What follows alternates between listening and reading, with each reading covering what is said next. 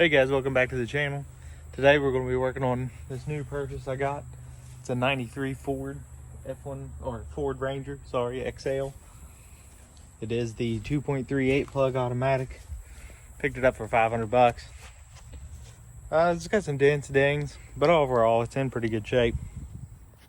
Figured I'd get it running, use it as a shop truck. And then if it gets too bad, if the engine starts going out or so, it's a great candidate for a nice 5.0.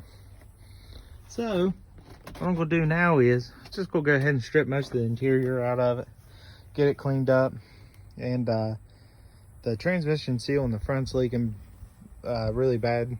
The guy said that I got it off of, that's why he quit driving it. So, we'll go ahead and I got an ignition switch ordered. The key broke off on that one. You can start it with that, but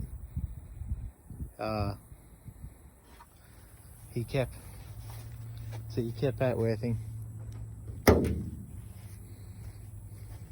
Go ahead. The hood got the pins that hold it down because the latch is broken. Taken probably from the beginning, the core supporter took a hit, as you can see, but I'm not too worried about it.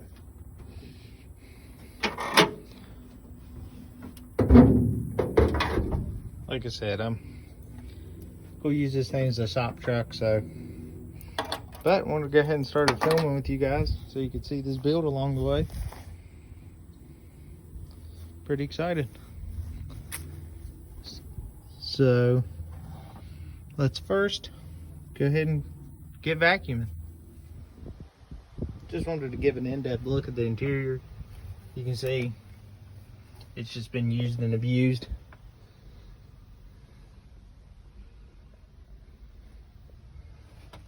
Headliner's falling down, but nothing too wild. You may ask yourself, why am I restoring a 93 Ranger basically? Just always had a love for these trucks. I don't know why, just how they look. I just wanted something to beat around in, so we'll basically restore one. So see how this goes. All right guys, the seat is out. It's pretty easy, just 4 bolts, 2 in the front, 1 in the rear. You can see where the person broke a black glass out of it. That's why this one's just kind of hanging out in there. Gotta get a gasket, but we'll go ahead and try to get this rubber mat out and vacuum this out, these seat belts out, and just basically get this insides all cleaned out. So let's keep going. Just want to give you a little update. It's getting ready to come a massive storm here in West Virginia.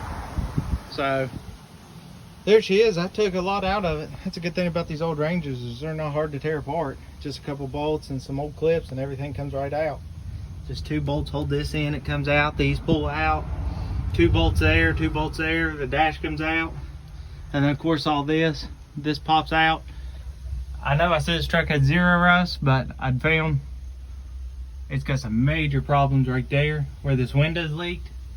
I guess since it's been leaking for a while. So what I'll have to do is I'll have to cut that out and just weld a lip onto there. Not a big deal. But as you can see, that's why this is the worst part about the trucks right here. But there's all the interior pieces. I don't care if they get rained on or such. They need to be scrubbed down anyways. My Pittsburgh T50 gave out, snapped over there, so pretty much ended any more progress on the floor. I think what I'll do now is I'm gonna go ahead and take these door panels off and see what that looks like before the storm gets me. So let's see how far I can get. Door panels are off. Everything looks pretty good. As you can see, these doors aren't rusted at all. They are in great shape. But that door has been replaced at one point. So let's take a walk around there. There you go. This door came off a Burgundy truck, and someone at least done a pretty good paint job. Got all the way around. So can't complain on that. This thing works fine. Body gap's not too bad. Gotta remember this truck's like 27 years old. So Pretty happy with that. She might have just got backed into or something. But the storm's closing in on me. Give you a little glimpse of the engine here again. 2.38 plug. Not too bad. But that's all we got. We'll pick back up on another day when it's not raining. Alright guys, next day, went ahead and took this hood off, set it over there, going ahead and starting removing these. This morning I went up and I found a local truck that had some extra parts, bought them off of a gentleman. So now I've got these 2 bucket seats with a center console. So totally new, different type interior. And then I've got a new hood for it to fix that bent one. He gave me the latch. So what I'm gonna do right now is get this latch straightened out. And then I went ahead, I got this cap off of him too.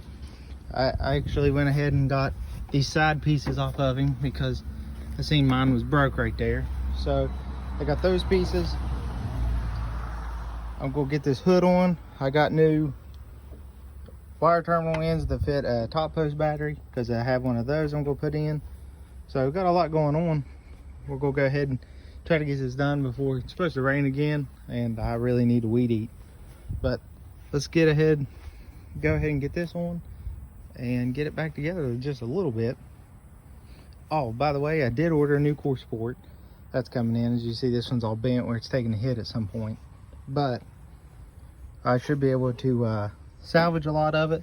I know this one has some pinch welds in it that I'll have to take out.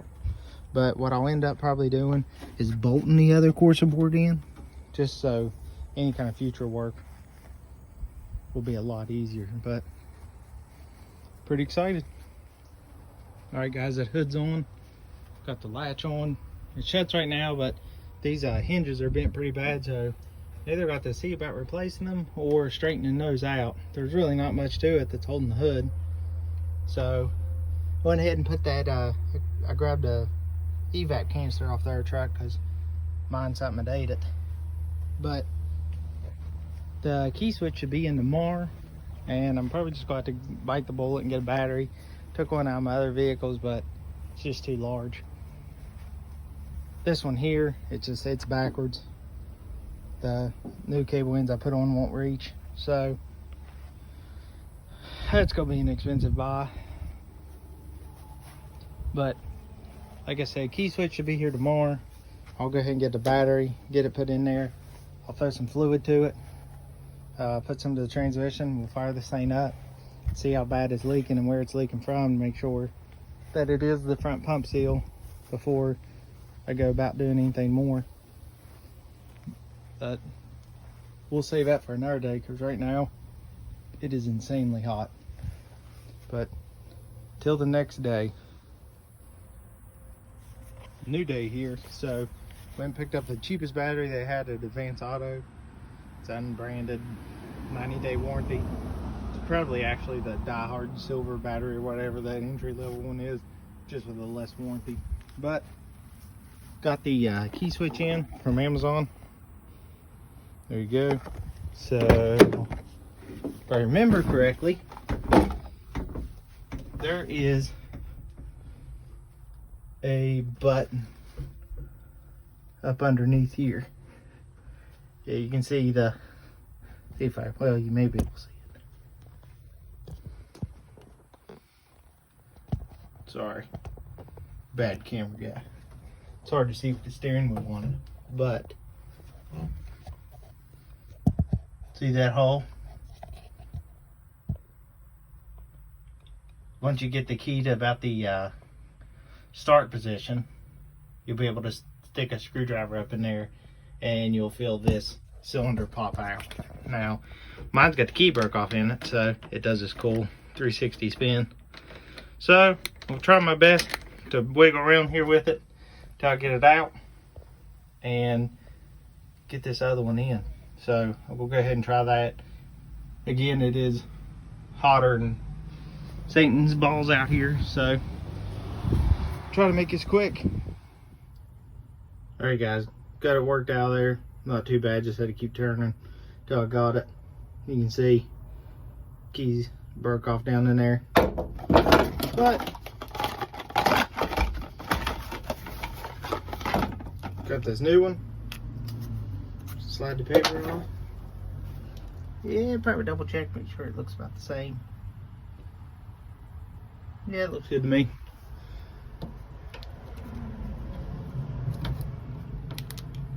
Get it lined up here.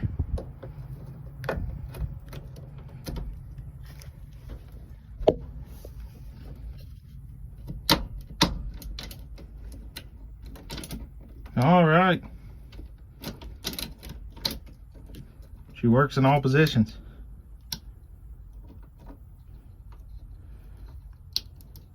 Except for that little piece just broke. Dry rotted, as you can tell. Oof, really bad dry rotted. What that is the door dinger. It goes down inside there like so and holds on. Not too worried about that one either. Don't really need a door dinger.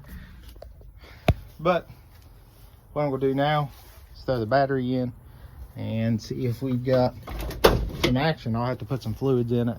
Power steering pump is completely empty where it didn't have a cap, and then the transmission fluid is empty from where it's leaking. So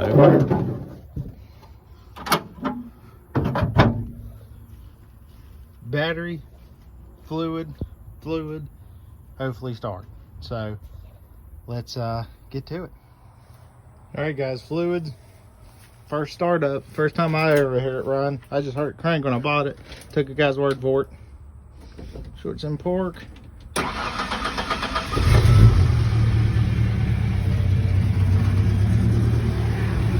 All right, she's alive.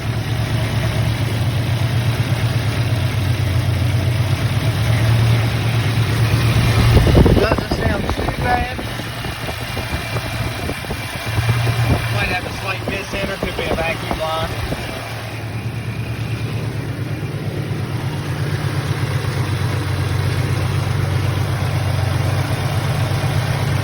No, overall sounds pretty good. Let's see if she'll rip. Oh yeah, she rips. As you can see, got one hell of a transition fluid leak. Doesn't smell burned up though, so that's good. I put all the fluid in it and now it's leaving it. So yeah, next step is to definitely get that changed. Since we got all the movement, it's not too hard on this two-wheel drive. But you see a little bit back under her, she's pretty solid for a little old truck. Exhaust leak. I see someone put me a nice Flowmaster on there. Getting rid of that. But there she is pouring the fluid out. Power steering fluid didn't have any in it either. So I'm sure I'm gonna have to be fixing something there because I can see a leak. But all in all, she runs fine. That's the main point. So until the next time when we pull this transmission. All right guys, all right, I lied to you. I'm actually gonna pull it under this tree here where there's some shade. I'm gonna cut some branches back to get them out of my way. I need to done it anyways. So I'm gonna degrease there and degrease up under it. As you can see, this truck, it lived on a dirt road. I just need to be able to see where stuff's leaking and where the bolts are at least.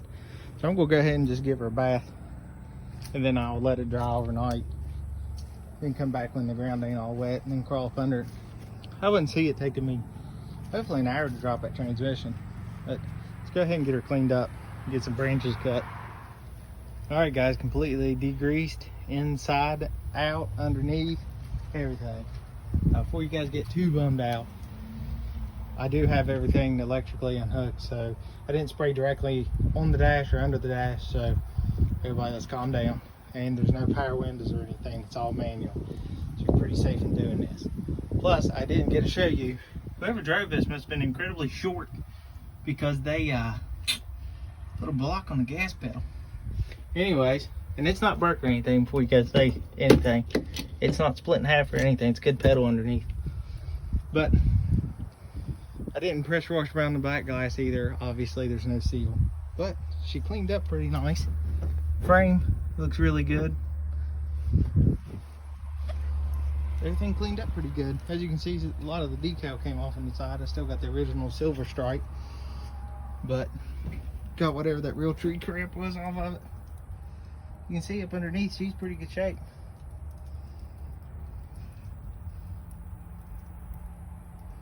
But we'll let this dry. I'll actually go get the leaf blower, give her a once over, help her speed up a little bit. But here's the result. That's just some $2.50 degreaser from Advance Auto, just their auto parts brand. Does pretty good.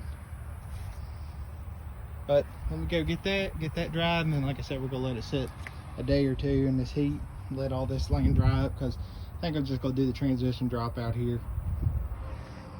I know I've got this garage and my main garage, but they're all for it now. But let's keep going.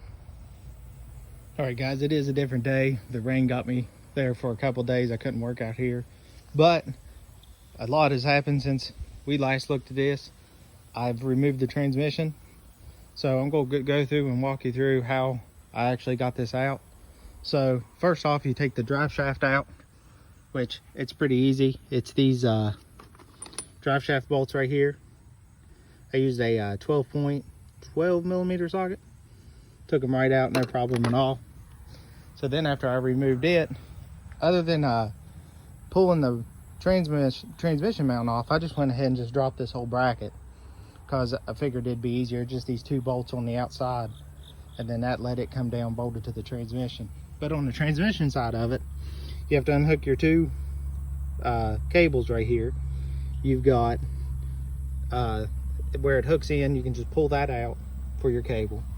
On this side, you have a vacuum line, and then you have your two transmission lines. You have to pull the dipstick out, which that's nothing, it just pulls straight out. You see it's just hanging in there. And then you've got these two electrical plugs right up to the side. Then after that, you have 8 bolts. Yeah, these two, which are the hardest, they're hid up under the hood. You have to go from the top behind the engine to get them. Then you come around and you've got this one here. Well, you should go to the front, show you a little bit better. So you've got these two, like I said, and then you've got this one. You've got 2 on the side here, 2 on the bottom, and 2 on this side. And you also have to take the starter out, which is 3 bolts here. That, for this 2-wheel drive, is pretty easy to get to, not a big deal. But when I took mine out, the pump seal's gone. It was actually stuck to the converter. So to get the converter out, it's just these 4 bolts on the back. Nuts, I mean. So all that's out, and I'm taking this to get rebuilt. I couldn't find any good use on it. I didn't really trust it. I'm wanting this truck to be pretty reliable. So got it out. The next thing I also did is I took the exhaust off. As you can see, it was broke anyways, because this beautiful weld job. Man, that's nice. But what I'm gonna do, someone put a Flowmaster muffler on here, and I don't know what that is, but what I'm gonna do is I'm gonna cut right here on this right where this pipe comes off the exhaust, or off the manifold. Cut here, I'm gonna take this cat out. I'm gonna move that muffler up, and then I'm gonna do a side exit exhaust and get rid of this back half that was broke off anyways. It was pretty bent up, restricting flow. It's something someone's hacked together, but you know me and custom exhaust, I'll knock that out. But let me give you a little look up underneath of the, there it is with everything out. I unbolted the bracket that held the cable. Rather than trying to take that cable out, it's just so greasy, it was just easier to just take the two nuts off. I have a fuel line here that I'm not sure where it goes. Not sure if that had one of these dual filters on it or not, but I'm gonna check into it. Right now, like I said, I'm gonna send that transition off, get it rebuilt. And then in the meantime, I'll probably jump over to doing that front core support. It did come in from National Parts Depot, and I'll get it replaced so I can get the front end back in line. So So that's it for the Green Power Ranger project at the moment. We'll let that get rebuilt. The next video I'll do the core support and show it, and then we'll pick back up on the transmission install. But until then, hit that subscribe button, like, follow me on Instagram, Mustang Jackson 67, and let's keep building.